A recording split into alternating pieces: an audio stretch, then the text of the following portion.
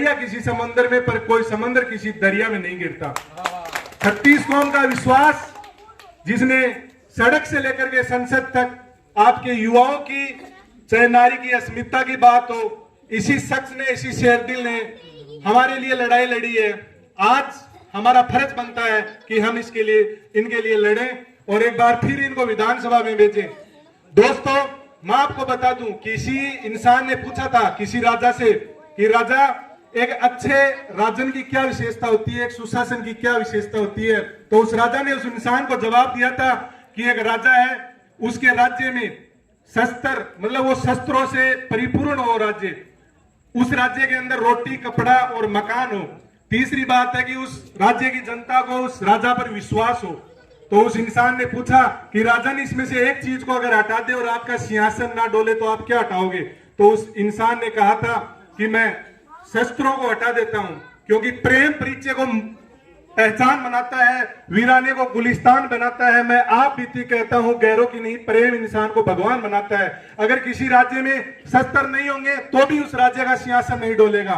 तो उस व्यक्ति ने पूछा कि राजन, अगर मैं इस राज्य से दूसरी चीज जो रोटी, कपड़ा, मकान है, अगर आप किसको हटाओगे फिर भी सिंहासन ना डोले? तो उस राजा ने जवाब दिया था कि मैं राज्य में रोटी, कपड़ा और मकान को भी हटा देता हूं। अगर मेरे राज्य में 40-50 हजार आदमी भूखे मर जाए तो भी मेरा सिंहासन नहीं डोलेगा, लेकिन अगर मेरा विश्वास डोल गया तो मेरा राज्य है कि मंत्री महोदय कोई जाति की राजनीति करते हैं।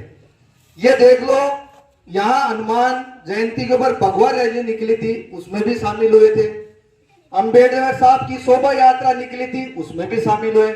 ईद के दिन हमारे ईदगाह मस्जिद में मेरे हाथों से टोपी भी पहनते हैं। रोजा इफ्तार के दावत के अंदर हम आमंत्रित हैं तो हमारे हाथों से टोपी में। तो ऐसे शख्स जो हमें जाति पात से ऊपर उठ के हमें जनप्रतिनिधि मिला है, ऐसा सौभाग्य हमें बहुत ही कम नसीब होता है। तो मैं आपसे यही निवेदन करता हूं कि ऐसे शख्स को कभी मत छोड़ना। अगर ऐसे शख्स को छोड़ दिया तो हमारे यहाँ कोई रखवाला नहीं बनेगा। ये इनकी परिवार के साथ फोटो भी है जो मनसा माता के अंदर आरतियों के में शामिल होते हैं, जो हमने ये तैयार करेंगे। हम 3 भाई, ये मंत्री महोदय से का प्यार है, दुलार है, जो आज हमारे बीच में सभी लोग मौजूद हैं।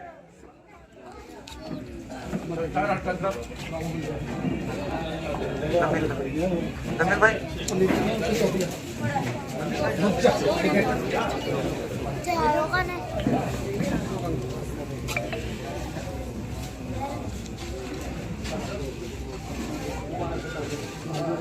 सभी निवेदन है, तालियां बजाएं।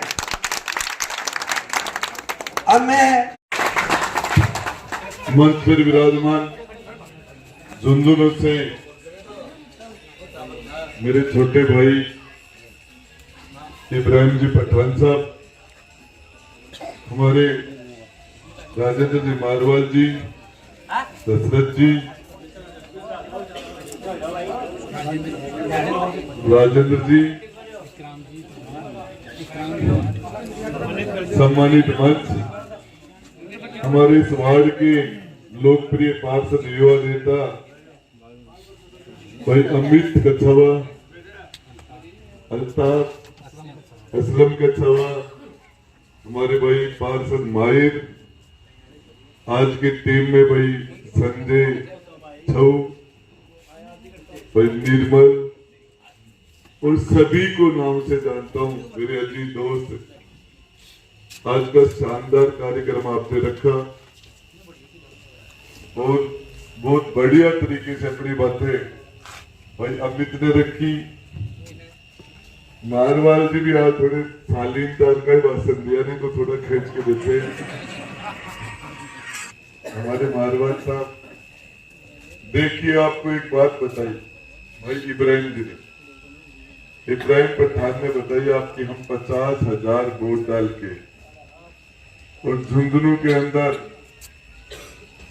जिनको एमएलए और मंत्री बनाते हैं, हम उनसे मिल नहीं पाते, उन तक हमारी आवाज पहुंचा नहीं पाते और हम लाचार रहते, हम वहां हमारे साथ इंसाफ नहीं होता।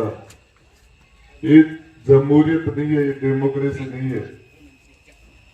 डेमोक्रेसी का मतलब है एक कपिल जहांगीर इतना बच्चा होगा, ये बच्चे सामने बैठे, इतना सा बच्चा था, दौड़ा फिरा स्टेज पर, उसने मेरी गाड़ी को रोका। मुश्किल से 9 साल का बच्चा होगा, 10 साल का मुश्किल से होगा वो, और उसने कहा मंत्री जी हमारी पानी की समस्या है। एक बच्चे ने, 9 साल के बच्चे ने मुझे कहा। मेरे साथ कोई था, अपने यार तेरा तो वोट ही नहीं है, तो मेरी माँ का वोट तो है। उस बच्चे ने कहा, मैंने कहा यार मैंने यहाँ बोरिंग लगाया था, पानी हुआ नहीं। आप यहाँ बोरिंग लगा दो, पानी हो जाएगा। 9 साल के कपिल जहांगीर के कहने से मैंने ट्यूबवेल लगा दिया रास्ते पर, और ऊपर वाले की दुआ से उसके अंदर पानी भी भरपूर हो गया। देखिए ये जमहूरियत है, ये लोकतंत्र है। हमें, हमारे हाथ में 2 चीजें हैं, हम दुआ ले या बद्दुआ ले। राजेंद्र गुड्डा ने लोगों की दुआ ली है। कभी मैंने, जब हमारी काउंटिंग हो रही थी, किसने वोट डाला किसने नहीं डाला ये कोई मायना नहीं रखता, वोट की गिनती हो रही थी, तो नवलगढ़ की मस्जिदों के अंदर, झुंझुनू की मस्जिद के अंदर, सिक्कर की मस्जिद में, वहां के लोग राजेंद्र गुड्डा के लिए दुआ कर रहे थे। वहां के लोगों के लिए नहीं कर रहे थे, आपके भाई के लिए दुआ कर रहे थे। इसमें इब्राहिम भाई वोट कुछ नहीं होता, सबसे बड़ी तो दुआ होती है। आप लोग हमारे लिए दुआ करते हो और उसी दुआ की ताकत से हम लड़ते हैं। मैं आपको एक चीज बताना चाह रहा हूं, इस लोकतंत्र के अंदर एक जिस तरह का पहले 5 साल पहले जिस तरह का वातावरण बना दिया गया था, एक भय का माहौल कर दिया गया था, आपस में लड़ाना हिंदू मुसलमान के नाम पर, जातियों के नाम पर, ये लोग किसी का भला नहीं कर सकते। ये लोग सेवा करने के लिए भी नहीं आए, हमारी खिदमत करने के लिए नहीं आए, हम पर हुकूमत करने के लिए आए हैं ये लोग। यदि ये खिदमत करते तो नौलगढ़ के लोग इनको वहीं रोक लेते। वहां के नौलगढ़ के लोगों ने इसको रिजेक्ट करके यहां फेंका था। ये नवलगढ़ का रिजेक्टेड माल है।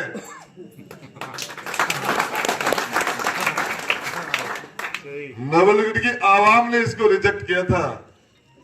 ये हारने और जीतने वालों में नहीं था, पीछे खड़ा था बहुत। जिस तरह के यहाँ के लोगों के आके इसने वातावरण खराब किया, जिस तरीके से, ये किसी के लिए अच्छा नहीं है। अब आप अपनी राजनीति कीजिए, सियासत कीजिए, आपको हमें यह अधिकार नहीं है कि हम लोगों के दिलों के अंदर दरार पैदा करते हैं। एक चीज को बनाने में बरसों लग जाते हैं।